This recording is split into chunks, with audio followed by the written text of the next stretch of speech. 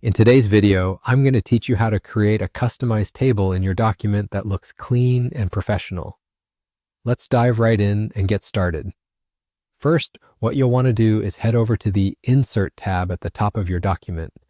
This is where all the magic begins. Once you're there, look for the Table option. Clicking on it will open a grid that allows you to decide how many rows and columns you'd like in your table.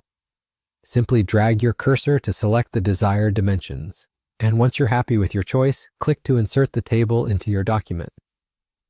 Now that you have your table in place, the next step is to populate it with your data and details. Go ahead and start typing in your information, filling in each cell as you go. This might include anything from numerical data to text entries, so feel free to organize it in a way that best suits your needs. Once your data is all set, it's time to personalize the look of your table. With the data entered, click anywhere on the table to highlight it. This is your cue to unlock a new range of options. Now take a look at the menu at the top of your document and find the Format option.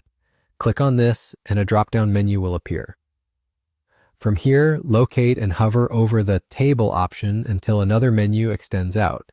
You'll want to select Table Options to proceed. In the Table Options window, you'll find a variety of settings that allow you to tweak and adjust the appearance of your table. One of the most noticeable changes you can make is altering the color scheme. This can be a fun way to emphasize different parts of your table or simply make it more visually appealing. So go ahead and select a color that complements the rest of your document or suits your personal style. Another important customization you can make is adjusting the border size. For a sleek and minimalist look, consider changing the table border size to 0. This removes the heavy lines, giving your table a seamless, integrated feel with the rest of your document. And just like that, you've successfully created and customized a table that fits beautifully with your work. If you found this tutorial helpful, remember to like, comment, and subscribe for more practical tips and tricks. Thanks for watching.